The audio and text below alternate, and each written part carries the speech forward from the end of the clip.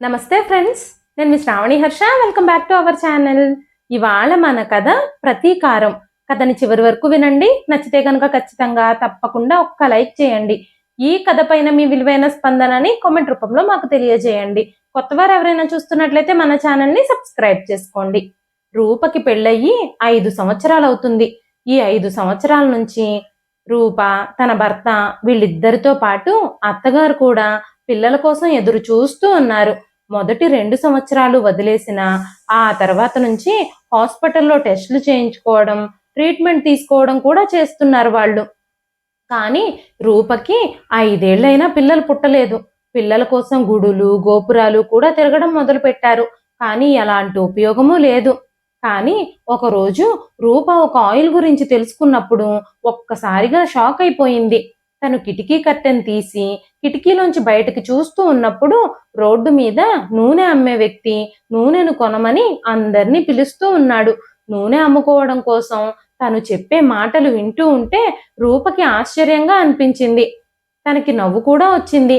కానీ రూప వాళ్ళ అత్తగారు మాత్రం నూనె అమ్మే వ్యక్తి మాటల్లో చిక్కుకుపోయారు. వెంటనే రూప తన అత్తగారితో, అత్తయ్య గారు, మీరు ఇలాంటి మాటలన్నింటినీ ఎందుకు నమ్ముతున్నారు? ఇప్పటి వరకు పిల్లల కోసం మనం చాలా చిట్కాలు ట్రై చేసాం, చాలా ప్రయత్నాలు చేసాం. కానీ దేనివల్ల ఎలాంటి లాభము లేదు. 5 సంవత్సరాలుగా పిల్లల కోసం ప్రయత్నించి మేము విసిగిపోయాము అని మాట్లాడుతూ ఉన్నప్పుడు మంజుల గారు, ఏ పుట్టలో ఏ పావుందో, పిల్లల కోసం మనం చాలా చేస్తున్నాం కదా, ఒక్కసారి ఇది కూడా ట్రై చేస్తే తప్పే ఉంది. ఆ నూనె వాడిన తర్వాత నువ్వు కూడా శుభవార్త చెప్పావనుకో, మా అందరి ఆశలు తీరతాయి కదా అంటూ గబగబా బయటికి వెళ్లారు. ఆవిడ తిరిగొచ్చేటప్పుడు ఆవిడ చేతిలో ఒక నూనె బాటిల్ ఉంది. ఆ బాటిల్కి ఒక పసుపు రంగు మూత కూడా ఉంది. ఆ మూత మెరుస్తూ ఉంది. ఈ నూనె మీద నాకు నమ్మకం ఉంది. నిద్రపోయేటప్పుడు 3 చుక్కలు నీ నాభిలో ఉంచాలి, అప్పుడు ఖచ్చితంగా పిల్లలు పుడతారని ఆ నూనె అమ్మే వ్యక్తి చాలా నమ్మకంగా చెప్పాడు అని చెబుతూ ఉన్నప్పుడు రూప తన అత్తగారి వైపు తిరస్కారంగా చూసింది. 5 సంవత్సరాల నుంచి హాస్పిటల్స్ తిరిగినా, గుడులు, గోపురాలు తిరిగినా ఎలాంటి అద్భుతము జరగలేదు. ఇప్పుడు మాయ చేసినట్టు ఈ నూనె నాభిలో వేసుకుంటే పిల్లలు పుట్టేస్తారా ఏమిటి అని మనసులోనే అనుకుంది రూప. కానీ అత్తగారితో వాదించడం ఇష్టం లేక అత్తగారి చేతిలో ఉన్న ఆ నూనె బాటిల్ తీసుకొని తన గదిలోకి వెళ్ళిపోయింది. ఆ రోజు రాత్రి సుహాస్ ఆఫీస్ నుండి ఇంటికి వచ్చినప్పుడు, నాకు అర్జెంటుగా ఆఫీస్ ట్రిప్ పడింది, నేను 15 రోజులు బిజినెస్ ట్రిప్ మీద వెళుతున్నాను, నేను రావడానికి 2 వారాలు పడుతుంది అని చెప్పినప్పుడు రూప కొంచెం సంకోచిస్తూ, ఈ రోజు పిల్లల కోసం ఒక కొత్త మెడిసిన్ తీసుకున్నాము, అత్తయ్య బజార్లో అమ్మడానికి వచ్చిన నూనె తీసుకున్నారు అని చెప్పినప్పుడు సుహాస్ కూడా ఆశ్చర్యపోయాడు. వెంటనే సుహాస్, పిల్లల కోసం ఈ అర్థం లేని చర్యలు ఏళ్ల తరబడి జరుగుతూనే ఉన్నాయి. మన మధ్యలో ఎంతో మంది డాక్టర్లు, స్పెషలిస్టులు చేయలేని పని ఈ నూనె చేస్తుందా ఏమిటి? దీనివల్ల ఎలాంటి ఉపయోగము ఉండదు. ఎవరేది చెప్పినా అది పాటించడానికి ప్రయత్నం చేస్తావు నువ్వు పిచ్చిదానిలాగా అని చెప్పి బ్యాగ్ సర్దుకొని అక్కడి నుంచి వెళ్ళిపోయాడు సుహాస్. తన భర్తతో ఈ విషయం గురించి వాదించడం వల్ల ఎలాంటి ఉపయోగము లేదని మౌనంగా ఉండిపోయింది రూప. ఆ రోజు రాత్రి రూప 3 చుక్కల నూనెని తన నాభిలో వేసుకుంది. అదొక మెడిసిన్లా చాలా వేగంగా పనిచేస్తూ ఉంది. ఆ నూనె చాలా సువాసనగా ఉంది. శరీరం మీద ఒక వింత సంచలనం కూడా వ్యాపించింది. మరుసటి రోజు తను నిద్ర లేచేసరికి తన మొహం కొంచెం బరువుగా అనిపించింది. తన శరీరం కూడా బరువుగా అనిపించసాగింది. వాతావరణంలో మార్పుల వల్ల అలా అనిపిస్తుందేమోలే అని రూప అనుకుంది. కానీ 3 రోజులు గడిచేసరికి తనకి వాంతులు కూడా మొదలయ్యాయి. ఆగకుండా వాంతులు అవ్వడంతో రూప చాలా అలసిపోయింది, నీరసించిపోయింది. బలహీనత కారణంగా తనకి కళ్ళు కూడా తిరుగుతున్నాయి. తన హృదయంలో అదే వింత ఆలోచన మొదలయ్యింది. ఆ మందు కానీ పనిచేస్తుందా ఏమిటి అని ఆలోచించడం మొదలుపెట్టింది రూప. వెంటనే తను అత్తగారిని తీసుకొని హాస్పిటల్కి చేరుకుంది. డాక్టర్ పరీక్షలు చేసిన తర్వాత మీరు 2 నెలల గర్భవతి అంటూ రూపని చూసి నవ్వుతూ చెప్పారు. ఒక్కసారిగా రూప షాక్ అయిపోయింది. రూప వణుకుతున్న గొంతుతో, ఇదంతా నిజమా? అయినా ఇది ఎలా సాధ్యమవుతుంది? నా భర్త ఆఫీస్ మీటింగ్ కోసం బయటకు వెళ్లారు అనుకుంటూ కుర్చీలో కూర్చుని ఆలోచించడం మొదలుపెట్టింది. వెంటనే మంజుల గారు, ఇదంతా ఆయిల్ వల్లే జరుగుండొచ్చు అంటూ మాట్లాడుతున్నారు. కానీ గత 7 నెలలుగా రూప ప్రతి నెల హాస్పిటల్లో ట్రీట్మెంట్ చేయించుకుంటూనే ఉంది. కానీ ఇది ఎలా జరిగిందో కూడా తనకు అర్థం కావడం లేదు. రూప హాస్పిటల్ నుంచి ఇంటికి తిరిగొచ్చినప్పుడు మంజుల గారు సంతోషంగా, నా కోడలు నాకు శుభవార్త చెప్పింది, ఆ నూనె చాలా బాగా పనిచేస్తుంది, దాని ప్రభావం కారణంగానే ఇదంతా జరిగింది, వాడడం మొదలుపెట్టి 3 రోజులు కాకుండానే ఫలితం చూయించేసింది అంటూ మాట్లాడుతూ ఉన్నప్పుడు రూప మౌనంగా తలదించుకొని లోపలికొచ్చి నిశ్శబ్దంగా మంచం మీద కూర్చుంది. నేను నిజంగా గర్భవతినైతే ఈ విషయం అర్జెంటుగా సుహాస్తో చెప్పాలి అని అనుకుంది తను. కానీ తను ఆఫీస్ ట్రిప్ కోసం 2 వారాలు బయటకు వెళ్ళాడు అన్న విషయం గుర్తుకొచ్చింది. ఇప్పుడు నాకు 2 నెలలైతే ఇది ఎప్పుడు జరుగుంటుంటుంది అంటూ రోజులు లెక్క పెట్టుకోవడం మొదలుపెట్టింది. సుహాస్ ఎప్పుడు బిజినెస్ ట్రిప్పుల మీద తిరుగుతూనే ఉండేవాడు. సుహాస్ ఒక ఆఫీస్ ట్రిప్ ముగించుకొని రూపతో కలిసి ఇప్పటికీ 7 వారాలే అవుతుంది. కానీ తను 2 నెలల గర్భవతి అంటే తనకి 8 వారాలు కదా. తన హృదయాన్ని ఒప్పించడానికి, సర్ది చెప్పడానికి ప్రయత్నిస్తుంది రూప. కానీ ఈ విషయం తెలిసినప్పుడు సుహాస్ ఎలా రియాక్ట్ అవుతాడో తనకు కూడా అర్థం కావడం లేదు. పదే పదే అదే ప్రశ్న రూప గుండెల్లో ప్రతిధ్వనించడం మొదలుపెట్టింది. 2 వారాల తర్వాత సుహాస్ ఇంటికొచ్చినప్పుడు మంజుల గారు, నువ్వు తండ్రివి కాబోతున్నావు సుహాస్ అంటూ సుహాస్తో చెప్పారు. ఆ పదం విన్న దగ్గర నుంచి సుహాస్ ముఖంలో రంగులు మారిపోయాయి. మెల్లగా తల్లి గదిలో నుంచి తన గదిలోకి అడుగు పెట్టాడు. ఆ శుభవార్త గురించి మంజుల గారు ఆల్రెడీ చెప్పడంతో తన శరీరం మొత్తం బిగుసుకుపోయింది. మెల్లగా రూప వైపుకు వెళ్ళాడు. భర్త ముఖంలో వింత మార్పులు చూసినప్పుడు రూప కాళ్ళ కింద నేల జారిపోయినట్టుగా అనిపించింది. మా అమ్మ నువ్వు 2 నెలల గర్భవతివి అని చెప్తుంది, ఇది ఎలా సాధ్యమవుతుంది అంటూ రూప వైపు అనుమానంగా చూస్తూ అడిగాడు. వెంటనే రూప చిన్న స్వరంతో, నేను మీకు మొన్న ఒక విషయం చెప్పాను కదా, అది మీకు గుర్తులేదా అంటూ అడిగింది. సుహాస్ ఆ విషయం గురించి గుర్తు తెచ్చుకోవడానికి ఆలోచించడం ప్రారంభించాడు. తన నుదుటిపై ఆందోళన రేఖలు కనిపిస్తూ ఉన్నాయి. ఎంత ఆలోచించినా సుహాస్కేమీ గుర్తుకు రాలేదు. వెంటనే తను పదునైన మాటలతో, నాకేమీ గుర్తులేదు, నువ్వేం చెప్పావో ఏమిటో అంటూ చెప్పాడు. ఆ తర్వాత ఆ గదిలో అంతా నిశ్శబ్దమే వ్యాపించింది. రూప నిశ్శబ్దంగా అదే స్థానంలో కూర్చునుంది. మరుసటి రోజు ఆ ఇంట్లో ఎవరితోనూ మాట్లాడుకోలేదు. సాయంత్రం ఆఫీస్ నుంచి సుహాస్ ఆలస్యంగా ఇంటికొచ్చాడు. అతను అప్పుడు కూడా తన తల్లితో మాత్రమే మాట్లాడాడు. రూపతో ఒక్క మాట కూడా మాట్లాడలేదు. ఆ తరువాత రూప సుహాస్ ముందు భోజనం ప్లేట్ పెట్టినప్పుడు సుహాస్ భోజనం చేయకుండా లేచి నిలబడ్డాడు. అతను తన తల్లి వైపు చూస్తూ, అమ్మా, తన కడుపులో పెరుగుతున్న బిడ్డ నా బిడ్డ కాదు అని చెప్పినప్పుడు ఒక్కసారిగా రూప శ్వాస ఆగిపోయినంత పని అయింది. రూప సుహాస్ వైపే చూసింది, కానీ ఏమీ మాట్లాడలేదు. తను మౌనంగానే ఉంది. సుహాస్ రూప వైపు చూస్తూ, నీకు ఆల్రెడీ తెలిసే ఉంటుంది, ఆ సమయంలో నేను ఇక్కడ లేను, నువ్వు నన్ను మోసం చేయాలని చూడొద్దు అని చెప్పగానే, రూప అసలు నిజమేమిటో తెలుసుకోవడానికి మీరు ప్రయత్నించండి, వాస్తవాలన్నీ మీ ఆలోచనలకి భిన్నంగా ఉంటాయి అంటూ మాట్లాడుతూ ఉంది. కానీ సుహాస్ ఏ మాటని వినడానికి సిద్ధంగా లేడు. రూప మౌనంగా అయిపోయింది. ఆ తరువాత అత్తగారు రూప దగ్గరకొచ్చి, నువ్వు ఇప్పుడు ఏమీ మాట్లాడొద్దు రూప, నీకు కొడుకు పుట్టాక వాడే అన్ని విషయాల్ని అంగీకరిస్తాడు. ఆ నూనె విషయం అర్థం చేసుకోవడానికి, నమ్మడానికి కాస్త సమయం పడుతుంది కదా. ఇలాంటి విషయాల్లో సుహాస్కి నమ్మకం లేదు, కాస్త టైం ఇవ్వు అంటూ చెప్పింది. అసలు ఈ విషయం గురించి ఎవరికైనా చెబుదామంటే, ఎవరినైనా అడుగుదామంటే వీధిలో నూనె అమ్మే వ్యక్తిని ఎవరూ ఎప్పుడూ చూడలేదు. ఆ తర్వాత రోజు పక్కింటి ఆవిడ రూపకి తల్లి కాబోతున్నందుకు అభినందనలు చెప్పింది. ఆ తర్వాత రూప తలుపులు మూసేసి గదిలోకొచ్చి కూర్చుంది.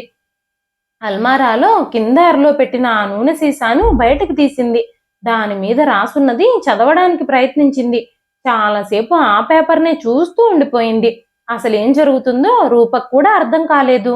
ఈ నూనె గురించి మా అత్తగారికైనా తెలుసా, లేదంటే ఆవిడ కూడా మోసపోయిందా అని ఆలోచించడం మొదలుపెట్టింది రూప. భోజనం చేసిన తర్వాత ఈ విషయం గురించే ఆలోచిస్తూ గదిలో నిశ్శబ్దంగా పడుకుంది. తన హృదయం అంతా చంచలంగా మారింది. అకస్మాత్తుగా అప్పుడే తలుపు దగ్గర ఎవరో నిలబడున్నారు. వెంటనే అక్కడ నిలబడిన వ్యక్తిని చూసి రూప ఒక్కసారిగా షాక్ అయిపోయింది. ఒక బిచ్చగాడు తలుపు బయట నిలబడి ఉండడం తను గమనించింది. అతని చేతిలో ఒక గిన్నె కూడా ఉంది. అతను వెంటనే, ఆ రోజు మీకు ఆ నూనె నమ్మింది నేనే అంటూ చెప్పడం మొదలుపెట్టాడు. మీరు ఆ రోజు ఈ నూనె గురించి ఏం చెప్పారు అని మంజులా గారు అడగగానే, పిల్లలు పుట్టని మహిళలపై ఈ నూనె చాలా ప్రభావం చూపిస్తుందని చెప్పాను అంటూ మాట్లాడుతూ ఉన్నాడు అతడు. అప్పుడే ఆ ఇల్లంతా నిశ్శబ్దంగా మారిపోయింది. రూప తన అత్తగారి వైపు చూసింది. ఆమె ముఖం కూడా తెల్లగా పాలిపోయింది. అత్తయ్య గారు, ఇవన్నీ ఏమిటి? నేను ముందే చెప్పాను కదా, దీనివల్ల చాలా ప్రాబ్లమ్స్ వస్తాయి అని చెప్పి గదిలోకి వెళ్ళిపోయింది రూప. ఆ తర్వాత రోజు ఉదయం రూప నిద్రలో నుంచి మేల్కొన్నప్పుడు తన కిటికీలోంచి బయటకు చూసింది. వీరంతా నిశ్శబ్దంగా ఉంది. రూప మెల్లగా తలుపులు తెరిచింది. పని మనిషి ఇంటి ముందు నీళ్లు జల్లుతూ ఉంది. అమ్మా, మీరెక్కడికి వెళుతున్నారు అంటూ ఆవిడ రూపను అడిగింది. వెంటనే రూప, నాకు పక్క వీధిలో చిన్న పనుంది రంగమ్మ అంటూ సమాధానం చెప్పింది. రూప కొంచెం దూరం నడిచి ఒక స్థలానికి చేరుకుంది. ఎందుకంటే అక్కడే ఆ అపరిచితుణ్ణి తను మొదటిసారి చూసింది. ఎవరైతే నూనె అమ్మారో తనకి. కానీ ఇప్పుడు అక్కడ ఏమీ కనిపించలేదు. ఇద్దరు పిల్లలు మాత్రం గాలిపటాలు ఎగరేసుకుంటూ ఉన్నారు. అక్కడే పాన్ షాప్ లో ఉన్న వ్యక్తి దగ్గరకు వెళ్ళి, ఇక్కడ ఒక ఆయిల్స్ అమ్మే వ్యక్తి ఉండాలి కదా, తన గురించి మీకేమైనా తెలుసా అంటూ అడిగింది. వెంటనే ఆ పాన్ షాప్ అతను, తను ఇక్కడ ఉండడమ్మా, అప్పుడప్పుడు వచ్చి వెళుతూ ఉంటాడు. పాత కూరగాయల మార్కెట్ ఉంది కదా, దాని వెనకాలే అతని ఇల్లు ఉంటుంది. బహుశా అతను ఆ ఇంట్లోనే ఉండుండొచ్చు అని చెప్పినప్పుడు రూప గబ్బగబ్బా నడుచుకుంటూ మార్కెట్ వెనకాల ఇంటి దగ్గరకు వెళ్ళాలి అని అనుకుంది. కానీ ఆ పాన్ షాప్ అతను, అతని కోసం అప్పుడప్పుడు కొంతమంది మహిళలు వెతుక్కుంటూ వస్తారండి. ఆ గుడిసె దగ్గరకు వెళతారు కానీ వాళ్ళు తిరిగి రారు అని చెప్పినప్పుడు రూపకి చాలా భయంగా అనిపించింది. తన అడుగులు వెనక్కి వెళ్ళాయి. కానీ తను వెనక్కి తిరిగి వెళ్ళిపోవాలని మాత్రం అనుకోలేదు. చివరికి ఆ గుడిసె ఎక్కడుందో కనుక్కుంది. ఆ ఇంటి ముందు పెద్ద బోర్డు కూడా పెట్టుంది. మహిళల ప్రత్యేక సమస్యలకు మందులు ఇస్తామని ఆ బోర్డు మీద రాసుంది. రూప లోపలికి తొంగి చూసినప్పుడు లోపలంతా నిశ్శబ్దంగా ఉంది. రూపకి అక్కడ తన ఫోటో కూడా కనిపించింది. తన మనసులో చాలా ప్రశ్నలు ప్రతిధ్వనిస్తూ ఉన్నాయి. రూప అక్కడి నుంచి వెళ్ళిపోయి మరుసటి రోజు ఉదయం సూర్యుడు ఉదయించక ముందే మళ్ళీ అక్కడికి చేరుకుంది. ఆ ఇంటి తలుపు తేలిగ్గా తెరుచుకునుంది. ఆ ఇంట్లోకి ప్రవేశించిన వెంటనే రూప కర్టెన్ తొలగించి చూసింది. ఒక్కసారిగా అక్కడ కనిపించిన దృశ్యానికి తన గుండె ఆగిపోయినంత పని అయింది. ఆ గది చాలా చిన్నగానే ఉంది. అక్కడ ఒక చిన్న గోడ మీద చాలా మంది మహిళల ఫోటోలు అంటించున్నాయి. అందులో ఒక ఫోటో రూపది కూడా ఉంది. పిల్లల కోసం హాస్పిటల్లో ట్రీట్మెంట్ చేయించుకుంటున్న మహిళల ఫోటోలే అవన్నీ అనుకుంటా. బహుశా అవన్నీ అతను హాస్పిటల్ నుంచి సంపాదించి ఉండుండొచ్చు. వేరు వేరు రంగుల సీసాలు ఒక టేబుల్ మీద పెట్టున్నాయి. కొన్ని సీసాలకి లేబుల్స్ కూడా వేయలేదు.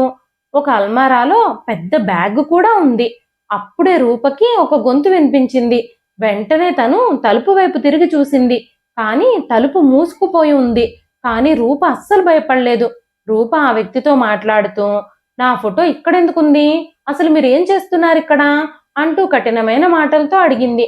వెంటనే ఆ వ్యక్తి, నేనిక్కడ కొన్ని ప్రత్యేకమైన విషయాల మీద ప్రయోగాలు చేస్తున్నాను అంటూ రిలాక్స్డ్ గా చెప్పాడు.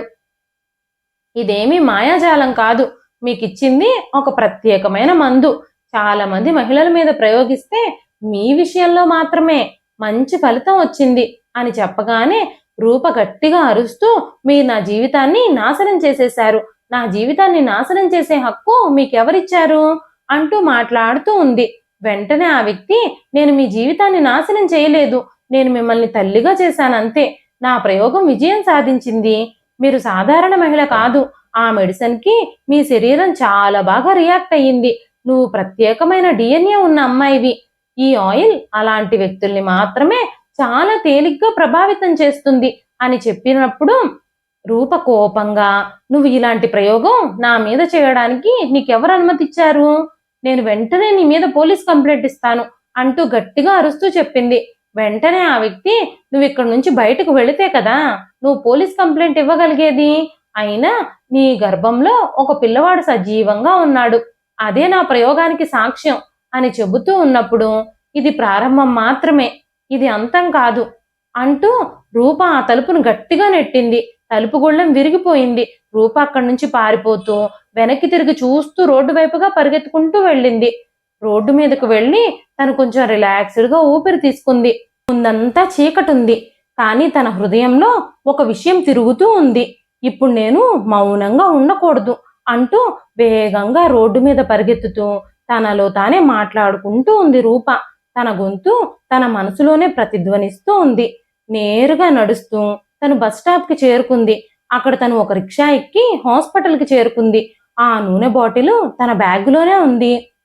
ఆ హాస్పిటల్ ల్యాబ్లో పనిచేసే వ్యక్తులందరూ రూపకి తెలుసు. ఎందుకంటే చాలా నెలలుగా తను అక్కడే ట్రీట్మెంట్ తీసుకుంటుంది.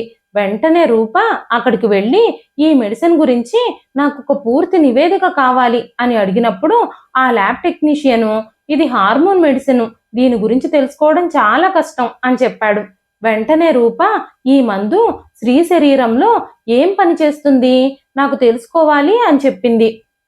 ఈ చిన్న సహాయం చేయండి అంటూ రూప వాళ్ళని అడిగినప్పుడు ఈ పరీక్షకి 3 రోజుల సమయం పడుతుంది అంటూ వాళ్ళు చెప్పారు. ఆ బాటిల్ తీసుకొని 3 రోజుల తర్వాత రమ్మని రూపకి వాళ్ళు ఒక స్లిప్ ఇచ్చారు. ఆ స్లిప్తో తిరిగి వస్తూ ఉన్నప్పుడు తన మనసంతా గందరగోళంగా ఉంది.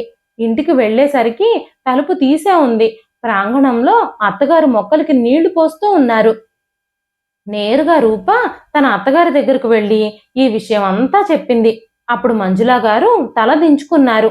మీరు ఉద్దేశపూర్వకంగానే నాకు ఆ మందు ఇప్పించారా అంటూ రూప అడగగానే ఆవిడ నిశ్శబ్దంగా ఏమీ మాట్లాడకుండా చీపురు తీసుకొని ఆ ప్రాంగణాన్నంతా శుభ్రపరచడం ప్రారంభించింది. ఊడుస్తూనే మంజులా గారు ఎలాగైనా నువ్వు గర్భవతివి అవ్వాలి అని నా మనసులో ఆశ ఉంది, అందుకే ఆ పని చేశాను తప్ప నాకు దాని గురించి ఏమీ తెలియదు అంటూ మెల్లగా చెప్పింది. వెంటనే రూప ఇది ఒక ప్రయోగం, ఆ ప్రయోగం కోసం అతను నా గర్భాన్ని ఎంచుకున్నాడు. ఈ నూనె అమ్మిన వ్యక్తి కేవలం 3 చుక్కలు నాభిలో వేసుకోమని చెప్పాడు.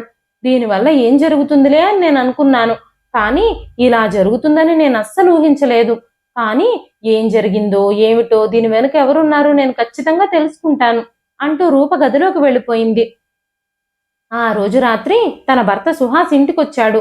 జరిగిన విషయాలన్నీ సుహాస్తో చెప్పాలని తను నిర్ణయించుకుంది. కానీ ఆ విషయానికి సంబంధించిన నిజానిజాలన్నీ తెలుసుకున్న తర్వాతే తను తన భర్తతో మాట్లాడాలి అని అనుకుంది. మరుసటి రోజు ఉదయం టిఫిన్ చేసే సమయంలో మంజులా గారు రూపతో మాట్లాడడానికి ప్రయత్నించారు. కానీ ఈ చర్చల్లో ఏది తేలదు అని స్పష్టమైన మాటలతో రూప చెప్పింది. 3 రోజుల తర్వాత ల్యాబ్కు వెళ్ళింది. రిపోర్ట్ కోసం ఎదురు చూస్తూ ఉంది రూప. ఆ రిపోర్ట్ గురించి ల్యాబ్ టెక్నీషియన్ అడిగినప్పుడు ల్యాబ్ టెక్నీషియన్ అది హార్మోన్లు పెంచడానికి వాడే ఒక మెడిసిన్ అని, అందులో జరిగే రియాక్షన్స్ కారణంగా స్త్రీలో సంయోగం జరుగుతుందని, కానీ దానివల్ల వచ్చే దుష్ప్రభావాల రికార్డు ఇంకా తెలియలేదు అని చెప్పాడు.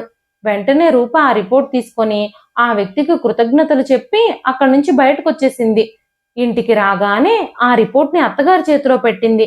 కానీ ఆవిడకి ఆ రిపోర్ట్లో ఏముందో కూడా అర్థం కాలేదు. ఆ రిపోర్ట్ని రూప పెద్దగా చదివి వినిపించింది. సైన్స్ ప్రభావంతో స్త్రీలకి ప్రమాదకరమైన ప్రభావాన్నిచ్చే హార్మోన్లకు సంబంధించిన మెడిసిన్స్ ఉన్నాయి, అవే నా మీద ప్రయోగించబడ్డాయి అని చెప్పినప్పుడు మంజులా గారు మౌనంగా మారిపోయారు. కానీ ఆవిడ మనసులో చాలా ప్రశ్నలు దాచబడ్డాయి. ఈ రోజుల్లో అలాంటి మందులు చాలానే మార్కెట్లోకి వస్తున్నాయి అంటూ మంజులా గారు ఒక పాత డైరీని రూప దగ్గరకు తీసుకొచ్చారు. నేను చిన్నగా ఉన్నప్పుడు ఈ డైరీ రాశాను, బహుశా దీన్ని చదివితే నీకు అర్థం అవ్వచ్చు అంటూ చెప్పారు ఆవిడ. కానీ రూప ఆ డైరీ పక్కన పెట్టేసింది. రూపభర్త సుహాస్ మాత్రం రోజు నిశ్శబ్దంగానే ఉంటున్నాడు. రూపని నేరస్తురాల్లాగానే చూస్తున్నాడు. ఇంకా తను రూపని క్షమించలేదు, నమ్మలేదు కూడా. ఆ తర్వాత రోజు రూప ఆ బాటిలు ఇంకా ఆ రిపోర్టు తీసుకొని దగ్గరలో ఉన్న ఆసుపత్రికి వెళ్ళింది. అక్కడ ఇన్ఛార్జ్ రూపతో ఒక విషయం చెప్పాడు. ఎవరైనా మన మీద సైన్స్ ప్రయోగం చెయ్యాలి అంటే అది మన అనుమతితోనే చెయ్యాలి, కానీ మీ విషయంలో అలా జరగలేదు, ఇప్పుడు ఏం చేద్దాం అనుకుంటున్నారు అంటూ అడిగినప్పుడు ఆలోచనల్లో పడింది రూప. ఆసుపత్రి నుంచి బయటకు వచ్చేటప్పుడు తన అత్తగారికి నూనె అమ్మిన ఆ బిచ్చగాడే మళ్ళీ ఆ వీధిలో తిరుగుతూ కనిపించాడు. వాళ్ళ మోసం వల్ల గర్భవతులైన వాళ్లకు పుట్టే పిల్లల గురించి ఏవేవో విషయాలు రూపతో చెప్పి ముందుకు నడుచుకుంటూ వెళ్ళిపోయాడు. రూప ఆకాశం వైపే చూస్తూ అక్కడే నిలబడిపోయింది. ఏం చెయ్యాలన్నా కూడా పరిస్థితులు తన చేతుల్లో లేవు. కానీ రూప మౌనంగా జీవించలేకపోయింది. నెలలు వారాలు గడిచిపోతూ ఉన్నాయి. 9 నెలలు గడిచిపోయి నొప్పులతో రూప హాస్పిటల్లో జాయిన్ అయింది. చాలాసేపటి తర్వాత డాక్టర్లు, నర్సులు రూపా నీకు అభినందనలు, మీకు కొడుకు పుట్టాడు అంటూ ఆనందంతో అందరూ చెబుతున్నారు. కానీ రూప లోపల మాత్రం నిశ్శబ్దమే ఉంది. కాసేపటి తర్వాత రూప భర్త సుహాస్ గదిలోకొచ్చాడు. తెల్లటి గుడ్డలో చుట్టిన చిన్ని బాబు రూప చేతిలో ఉన్నాడు. తనకిప్పుడు ఒక కఠినమైన పరీక్ష రాబోతుందని రూప అనుకోవడం మొదలుపెట్టింది. సుహాస్ ఆ బిడ్డ వైపు చూస్తూ కొన్ని క్షణాల తర్వాత తన అడుగులు వెనక్కి వేశాడు. ఈ బిడ్డ ముఖం నా ముఖంలాగా లేదు, అతని కళ్ళు కూడా నా కళ్ళలా లేవు, ఈ బిడ్డ ఖచ్చితంగా నా బిడ్డ కాదు అని మాట్లాడుతూ ఉంటే భర్త మాటలకి రూప చాలా ఆశ్చర్యపోయింది. తను ఏమీ అర్థం చేసుకోలేకపోయింది. తన కళ్ళల్లో కన్నీళ్లు కారుతూ ఉన్నాయి. అప్పుడు మంజులా గారు రూప దగ్గర కూర్చుని, రూపా నువ్వు వాడి మాటలేవి పట్టించుకోవద్దు. పిల్లలు పుట్టినప్పుడు అందరి పిల్లలు ఒకేలా ఉంటారు. సమయంతో పాటుగా వాళ్ళ ముఖంలో పోలికలు మారడం ప్రారంభమవుతాయి. కొంతకాలం నువ్వు మౌనంగా ఓపిగ్గా ఉండు. పిల్లాడు పెరుగుతున్నప్పుడు వాడి లక్షణాలు, పోలికలు మారతాయి కదా, అప్పటి వరకు మనం ఎదురు చూద్దాం అని చెప్పి రూప చేతిలో నుంచి ఆ బిడ్డని తన ఒడిలోకి తీసుకుంది. రూపకి కూడా ఆ పిల్లాడి కళ్ళు ఎవరివోలా ఉన్నాయి.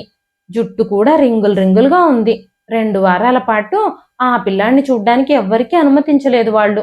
ఆ తర్వాత రూప తన కొడుకుకి మొదటి టీకా వేయించడానికి హాస్పిటల్కి తీసుకెళ్ళింది. అక్కడ ఫామ్ ఫిల్ చేసేటప్పుడు తన తండ్రి పేరు అడిగినప్పుడు ఒక్క క్షణం ఆలోచించి తన భర్త పేరు ఆ ఫామ్లో రాసింది రూప. హాస్పిటల్ నుంచి తిరిగి వచ్చేటప్పుడు పిల్లాడి కోసం కొన్ని బొమ్మలు, ఇంకా కొన్ని బట్టలు కూడా కొంది తను. ఆ పిల్లాడి ముఖం చూస్తూ ఉన్నప్పుడు ఆ పిల్లాడు చాలా ప్రత్యేకంగా కనిపిస్తున్నాడు. చాలా అందంగా ఉన్నాడు. తన పెదవులపై ఎప్పుడూ చిరునవ్వే ఉంటుంది. రూప ఇంటికొచ్చినప్పుడు తనకున్న వస్తువులన్నీ చూసి సుహాస్ వాటిని పక్కన పడేసి, జనాలందరూ ఇంకా నీ గురించి ఎలా మాట్లాడుకుంటారో చూడు, నువ్వు ఈ పిల్లాడిని తీసుకెళ్లి షాపింగులు కూడా చేస్తున్నావా అంటూ కోపంగా అన్నాడు. ఆ తర్వాత ఆ గదిలో నుంచి కోపంగానే బయటికి వెళ్ళిపోయాడు. ఒకరోజు రాత్రి ఆ పిల్లోడు అచ్చం తన భర్తలాగే కనిపిస్తున్నట్టుగా రూప కనిపించింది. ఆ తర్వాత రోజు రూప తన అత్తగారితో ఈ విషయం చెప్పినప్పుడు, పిల్లాడికి 3 నెలల వయసు వచ్చింది కదా, ఇంకిప్పుడు DNA పరీక్ష చేపిస్తే మంచిది, సుహాస్ అనుమానం కూడా తీరిపోతుంది, ప్రతి ప్రశ్నకి సమాధానం దొరుకుతుంది అంటూ చెప్పారావిడ. 3వ నెలలోనే ఒకరోజు రాత్రి ఆ పిల్లాడు చాలా ఘోరంగా ఏడుస్తున్నాడు. తన కడుపులో నొప్పిగా ఉన్నట్టుంది. రూప ఆ బాబుని భుజం మీద వేసుకొని అటు ఇటూ తిరుగుతూనే ఉంది. ఏడుపు ఆపించడానికి చాలా ప్రయత్నిస్తూనే ఉంది. కానీ సుహాస్ మాత్రం రిలాక్స్డ్గా ఫోన్ చూసుకుంటూ ఉన్నాడు.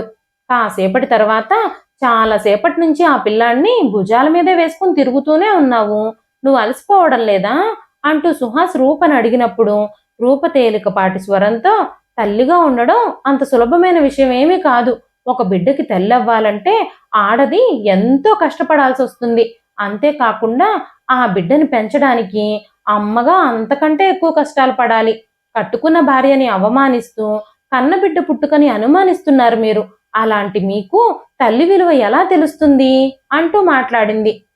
ఆ మాటలకి సుహాస్కి చాలా కోపం వచ్చింది. సుహాస్ రూప వైపు కోపంగా చూశాడు. హాస్పిటల్లో తర్వాత రోజు DNA టెస్ట్కి అపాయింట్మెంట్ తీసుకోవడంతో ఉదయాన్నే హాస్పిటల్ నుంచి కాల్ వచ్చింది.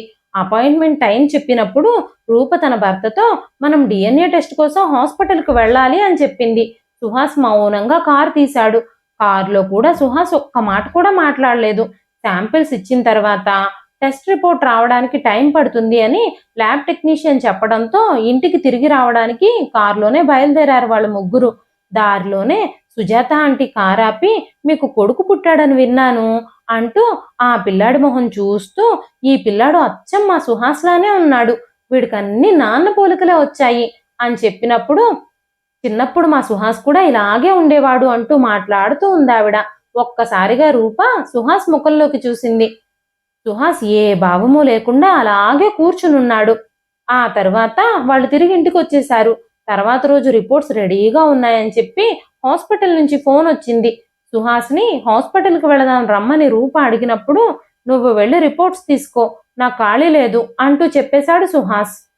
ఏం సమాధానం వినాల్సి వస్తుందో అని సుహాస్కి కూడా భయంగానే ఉంది.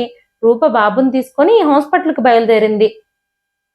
ల్యాబ్లో రిపోర్ట్లని కలెక్ట్ చేసుకొని ఓపెన్ చేసి చూసింది. తనకి ఏమీ అర్థం కాలేదు. వెంటనే డాక్టర్ దగ్గరకు వెళ్ళింది. డాక్టర్ ఆ రిపోర్ట్స్ అన్ని పరిశీలించి చూసినప్పుడు టెక్నికల్గా ఈ పిల్లాడు నీకు సుహాస్కి పుట్టిన బిడ్డే, ఈ బిడ్డకి తండ్రి సుహాసేనని రిపోర్ట్స్లో వచ్చింది అని చెప్పారు. ఆ విషయం విన్నప్పుడు రూప ప్రశాంతంగా ఊపిరి పీల్చుకుంది. మళ్ళీ డాక్టర్ రూపతో మాట్లాడుతూ, అంతేకాకుండా ఈ పిల్లాడి డిఎన్ఏలో హార్మోన్ ట్యాంపరింగ్ కనిపిస్తుంది. నిర్దిష్టమైన రసాయనాలు వాడడం వల్ల ఈ విషయం జరుగుండొచ్చు. ఈ బిడ్డకి 2 తండ్రులు ఉన్నట్టుగా ఈ నివేదికలో తెలుస్తుంది. కానీ కంగారు పడాల్సిన విషయం ఏమీ లేదు. ఈ బిడ్డకు తండ్రి సుహాసే. బయట నుంచి కొన్ని లక్షణాలకు సంబంధించిన వేరే డిఎన్ఏ యాడ్ చేయడం జరిగింది అని చెప్పినప్పుడు రూప ఆ రిపోర్ట్స్ తీసుకొని ఇంటికి బయలుదేరొచ్చింది. మంజుల గారు తలుపు తెరిచినప్పుడు ఏం జరిగింది, రిపోర్ట్స్లో ఏమొచ్చింది అంటూ రూపని అడిగారు. రూప మౌనంగా గదిలోకి ప్రవేశించింది. అప్పుడు తన భర్త మంచం మీదే కూర్చునున్నాడు. అప్పుడు రూప ఆ రిపోర్ట్ల కవర్ తీసుకొని సుహాస్ చేతిలో పెట్టింది. సుహాస్ ఆ రిపోర్ట్స్ ని ఓపెన్ చేసి చదవడం మొదలు పెట్టాడు. ఆ రిపోర్ట్ మొత్తం చదివిన తర్వాత తన కళ్ళు ఆ పేపర్ మీదే ఆగిపోయాయి. అప్పుడు రూప తన భర్త వైపు చూస్తూ, మీరు చూస్తున్నది నిజమే, ఈ బిడ్డ మీ బిడ్డే, ఈ బిడ్డకి తండ్రి మీరే. కాకపోతే బయట నుంచి కొన్ని కెమికల్స్ ద్వారా కొన్ని డిఎన్ఏ శాంపిల్స్ నా లోపలికి ఎక్కించడం జరిగిందట అని చెప్పినప్పుడు సుహాస్ సిగ్గుతో తలదించుకున్నాడు. తనని క్షమించమని అడగడం మొదలుపెట్టాడు. ఇన్ని రోజులు తనని అవమానించినందుకు, అనుమానించినందుకు తను పశ్చాత్తాపడుతున్నాడు. నేను ఎంత చెబుతున్నా వినకుండా మీరు నన్ను అనుమానించారు. నేను ఎలాంటి దాన్నో కూడా మీరు అర్థం చేసుకోలేకపోయారు. నేను తప్పు చేయలేదు అని ఎంత చెబుతున్నా మీరు నమ్మనే నమ్మలేదు. ఇప్పుడు మీరే నిర్ణయించుకోండి, నాతో కలిసి ఉండాలా లేదా అని. ఆలోచించుకుని చెప్పండి అని చెప్పి అక్కడి నుంచి వెళ్ళిపోయింది రూప. ఆ తర్వాత మెల్లమెల్లగా రోజులు గడుస్తున్నాయి. రూప ఆ పిల్లాడిలో చాలా మార్పులు గమనిస్తూ ఉంది. సమయం కంటే ముందుగానే పిల్లాడు కళ్ళు తెరిచి చూడడం, నవ్వడం, ముందే బోర్లా పడడం, పాకడానికి ట్రై చేయడం తను గమనిస్తూనే ఉంది. అప్పుడు అనుమానంతో రూప డాక్టర్ని సంప్రదించినప్పుడు డాక్టర్ ఆ పిల్లాడిని పరీక్ష చేసి మీ పిల్లాడి నాడీ వ్యవస్థ సాధారణ పిల్లల కంటే భిన్నంగా ఉందని, తన పనులన్నీ మిగతా పిల్లల కంటే వేగంగా ఉంటాయని చెప్పారు. దీనివల్ల బాబుకి ఏమైనా ఇబ్బంది కలుగుతుందేమో, తన ఫ్యూచర్లో ఏమైనా ప్రాబ్లమ్స్ ఏమైనా వస్తాయేమోనని రూప చాలా భయపడిపోయింది. ఆ రోజు సుహాస్ రూప దగ్గరకు వచ్చి, రూపా, జరిగిందేదో జరిగిపోయింది, పాత విషయాలన్నీ నువ్వు మర్చిపో. మన బాబు ఇప్పుడు పెద్దవాడవుతున్నాడు కదా, మన ఇద్దరం కలిసి వాడిని పెంచాలి. జరిగిన విషయాలన్నీ పక్కన పెట్టి మనం కొత్త జీవితాన్ని మొదలు పెడదాం. వాడు మన ఇద్దరిని గుర్తుపట్టడానికి ట్రై చేస్తున్నాడు అంటూ చెప్పాడు. మరుసటి రోజు రూపకి హాస్పిటల్ నుంచి ఫోన్ వచ్చింది. రూప మీద సైన్స్ ప్రయోగం జరిగిందని వాళ్ళు చేసిన టెస్ట్ రిపోర్ట్లలో తెలిసింది. రూప ఆ విషయంలో పోలీస్ కంప్లైంట్ ఇవ్వాలని నిర్ణయించుకుంది. ఆ రోజు తను ఆ ఇంట్లో చూసిన ఫోటో తీసుకుంది. ఆయిల్ బాటిల్ని టెస్ట్ చేసిన రిపోర్ట్లు, పిల్లాడి డిఎన్ఏ టెస్ట్ రిపోర్ట్లు, ఆయిల్ శాంపిల్కి సంబంధించిన అన్ని రిపోర్ట్లు ఇన్స్పెక్టర్ గారికి అప్పగించింది. పోలీసులు ఆ విషయంపై దర్యాప్తు ప్రారంభించారు. ఆ దర్యాప్తులో చాలా నిజాలు బయటకు వచ్చాయి. ఆ నిజాలన్నీ తెలుసుకున్నప్పుడు రూప షాక్ అయిపోయింది. సుహాస్కి ఆల్రెడీ ఒక అన్నయ్య ఉన్నాడు. మంజుల గారికి పెళ్ళై చాలా ఏళ్ల వరకు పిల్లలు కలగకపోవడంతో ఆ విషయంపై మంజుల గారి భర్త రాజారాం గారు చాలా ప్రయోగాలు చేశారు.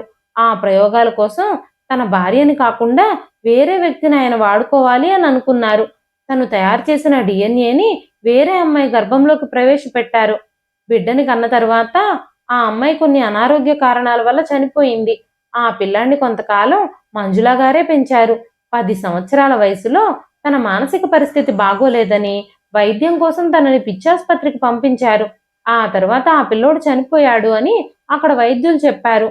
సుమన్ పుట్టిన కొన్ని రోజుల తర్వాత మంజుల గారు గర్భవతై సుహాస్ని కన్నారు.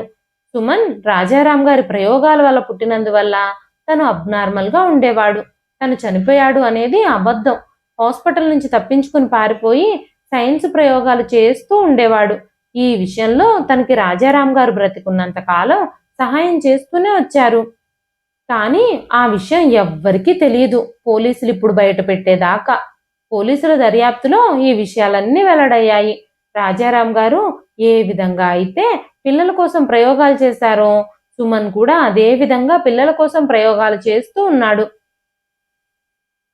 తను కనిపెట్టిన మెడిసిన్స్ టెస్ట్ చేయడం కోసం, పిల్లల కోసం ట్రీట్మెంట్ తీసుకుంటున్న ఆడవాళ్ళని టార్గెట్ చేశాడు.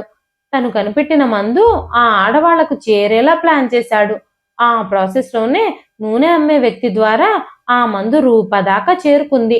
రూప భర్త సుహాస్లో కూడా రాజారాం గారు కనిపెట్టిన డిఎన్ఏ నమూనాలున్నాయి. రూప 5 ఏళ్లుగా తన భర్తతో కలిసి కాపురం చేయడం వల్ల ఆ డిఎన్ఏ ప్రభావం రూప మీద కూడా పడింది. అందుకే సుమన్ తయారు చేసిన మందు రూపలో చాలా తొందరగా పనిచేసింది. తను ఆల్రెడీ సుహాస్ వల్ల గర్భవతి అవ్వడానికి రెడీగా ఉంది. ఆ తర్వాత ఈ మందు వాడడం వల్ల ఈ మందు తన గర్భం మీద పనిచేసి తన పిల్లాడికి 2 తండ్రులు అని డిఎన్ఏ టెస్ట్లో వచ్చింది. ఈ విషయాలన్నీ తెలుసుకుంటున్నప్పుడు రూప ఆశ్చర్యపోయింది. ఇంతకు ముందు తన అత్తగారు తనకు ఒక డైరీ ఇచ్చారు. ఆ డైరీని చదవమని చెప్పినప్పుడు రూప ఆ డైరీ చదవకుండానే పక్కన పెట్టేసింది. ఇప్పుడు ఆ డైరీలో ఏముందో తెలుసుకోవాలని ఆ డైరీ ఓపెన్ చేసి చదివినప్పుడు పోలీసులు చెప్పిన ఈ విషయాలన్నీ ఆల్రెడీ ఆ డైరీలో రాసి ఉన్నాయి. కానీ అందులో సుమన్ ఇంకా బ్రతికే ఉన్నట్టు, ఇలా ప్రయోగాలు చేస్తున్నట్టు ఆ విషయం మాత్రం రాసి లేదు. బహుశా మంజులా గారికి కూడా ఆ విషయం తెలిసి ఉండకపోవచ్చు. ఈ విషయం గురించి దర్యాప్తు చేస్తున్నప్పుడు ఆ హాస్పిటల్లో ట్రీట్మెంట్ తీసుకుంటున్న మరొక 3 ఈ మధ్యనే గర్భవతులయ్యారు అనే విషయం పోలీసులు వెలుగులోకి తీసుకొచ్చారు. వాళ్ళకి వైద్య పరీక్షలు చేసి మందులు కూడా ఇచ్చారు. ఈ మిషన్కి పోలీసులు ఆపరేషన్ ప్రెగ్నెన్సీగా పేరు పెట్టి దర్యాప్తు చేస్తున్నారు. అప్పుడే రూపకి ఒక అపరిచిత నెంబర్ నుంచి ఫోన్ వచ్చింది. ఆ ఫోన్ చేసింది ఎవరో కాదు, సుమన్. ఆ రోజు ఆ ఇంట్లో సుమన్ గొంతు తను వింది. తను ఈజీగానే ఆ గొంతును గుర్తుపట్టింది. సుమన్ రూపతో మాట్లాడుతూ, నీ భర్త నా నుంచి ప్రతీదీ లాక్కున్నాడు.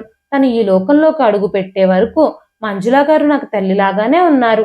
తను ఈ లోకంలోకి అడుగు పెట్టిన దగ్గర నుంచి నన్ను కొడుకులా చూడడమే మానేశారు. నన్ను పిచ్చివాణ్ణి చేసి పిచ్చాసుపత్రికి పంపించేశారు. అందుకే నా ప్రయోగంలో భాగంగా నేను నిన్నెంచుకున్నాను. నీ భర్త నా నుంచి ప్రతిదీ లాక్కున్నాడు. అందుకే నీ భర్త నుంచి నేను ప్రతిదీ లాక్కోవాలని అనుకుంటున్నాను అని చెప్పి ఫోన్ పెట్టేశాడు.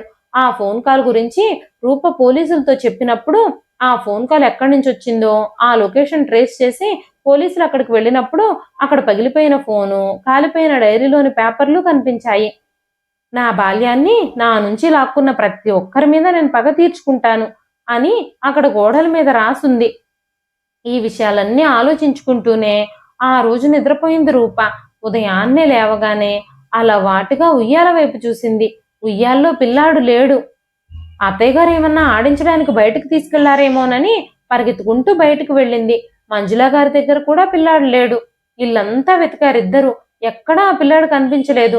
అప్పుడే రూప కళ్ళు ఉయ్యాల్లో ఉన్న ఒక కాగితం మీద పడ్డాయి. తిను నా కొడుకు కూడా, అందుకే నేను తీసుకెళ్ళిపోతున్నాను అని ఆ కాగితం మీద రాసుంది. రూప ఆ పేపర్ని చదివి గట్టి గట్టిగా అరిచింది. రూప వెంటనే ఈ విషయం గురించి పోలీసులకు కంప్లైంట్ ఇచ్చింది. వెంటనే పోలీసులు ఆ పిల్లాడి గదిలో మీకేమైనా మార్పులు కనిపించాయా, అనుమానంగా ఏమైనా అనిపించాయా అని అడిగినప్పుడు ఆ గదిలో కిటికీ సగం తెరుచుందని, కర్టెన్ కూడా పైకెత్తుందని ఈ వివరాలన్నీ రూప పోలీసులకు చెప్పింది. ఆ తర్వాత పోలీసులు 2 వ్యక్తుల్ని పట్టుకున్నారు. ఆ 2 వ్యక్తుల్ని ఇంటరాగేషన్ చేస్తూ ఉన్నారు. రెండో రోజు రూపకి ఒక అమ్మాయి తన దగ్గరకు వచ్చి ఒక లెటర్ ఇచ్చి వెళ్ళిపోయింది.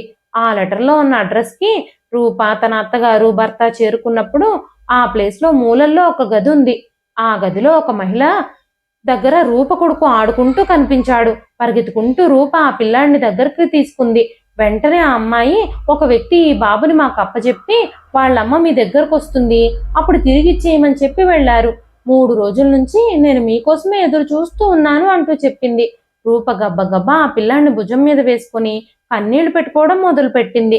పిల్లాడు 2 చేతులతో రూపమణ్ణి గట్టిగా కౌగిలించుకున్నాడు. అప్పుడు రూప ఏడుస్తూ, 3 రోజుల నుంచి నువ్వు కనపడకపోయేసరికి నా ప్రాణం నాలోనే పోయినట్టు అనిపించింది అంటూ బాబుని కౌగిలించుకొని ఇంటికి తీసుకెళ్ళింది. ఆ తర్వాత అజాగ్రత్తగా బాబుని ఎప్పుడూ ఒంటరిగా వదిలిపెట్టలేదు. ఆ తర్వాత ఒకరోజు ఇంట్లో అందరూ నిశ్శబ్దంగా కూర్చునున్నారు. ఎవరికి వారు ఈ విషయాన్ని తమ దృష్టికి తగ్గట్టుగా అర్థం చేసుకోవడానికి ప్రయత్నిస్తూ ఉన్నారు. అదే సమయంలో ఒక బిచ్చగాడు ఇంటి ముందు ఆగాడు. అతను మంజులా గారికి ఒక పేపర్ ఇచ్చాడు. అందులో ఒక ఆశ్రమానికి సంబంధించిన అడ్రస్ ఉంది. వెంటనే అందరూ ఆ ఆశ్రమానికి బయలుదేరారు.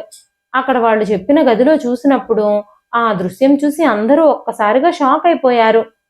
అక్కడ రాజారాం గారు ఆ గదిలో ఉన్నారు. రాజారాం గారు యాక్సిడెంట్లో చనిపోయారని ఇప్పటికీ అందరూ అనుకుంటున్నారు. కానీ ఆయన బ్రతికే ఉన్నారు. ఈ ప్రయోగాలలో కొడుకుకి సహాయం చేస్తూ ఉన్నారు. ఈ విషయం తెలుసుకున్నప్పుడు వెంటనే మంజుల గారు పోలీసులకు ఈ విషయం గురించి ఇన్ఫర్మేషన్ ఇచ్చారు.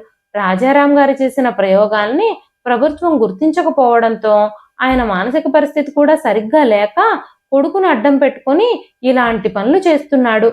రాజారాం గారిని, సుమన్ని పోలీసులు పట్టుకున్నారు. వాళ్ళిద్దరి మానసిక పరిస్థితుల దృష్ట్యా వాళ్ళకి శిక్ష విధించి మానసిక శిక్షణా కేంద్రాలకి తరలించారు. రూప తన బిడ్డ విషయంలో పెద్దయ్యేసరికి ఎలాంటి మార్పులు జరుగుతాయో అని భయపడుతూ ఉంది. కానీ ఆ పిల్లాడు ఎక్కువ యాక్టివ్గా ఉన్నాడు. చాలా తెలివితేటలు గల పిల్లాడు తను. అన్ని పనుల్లోనూ స్పీడ్గా ఉంటున్నాడు. అంతే తప్ప మిగతా విషయాల్లో ఎలాంటి ఇబ్బంది లేదు. ఈ విషయానికి తల్లిదండ్రులిద్దరూ ప్రశాంతంగా ఊపిరి పీల్చుకున్నారు. ఇదండి ఈ రోజు కథ. ఈ కథ మీకు ఎలా అనిపించింది? కథ నచ్చితే ఒక్క లైక్ చేయండి.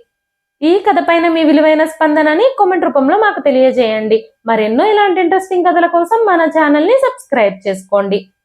మరొక మంచి కథతో రేపు మళ్ళీ కలుస్తానండి. అంతవరకు సెలవు. ఉంటాను.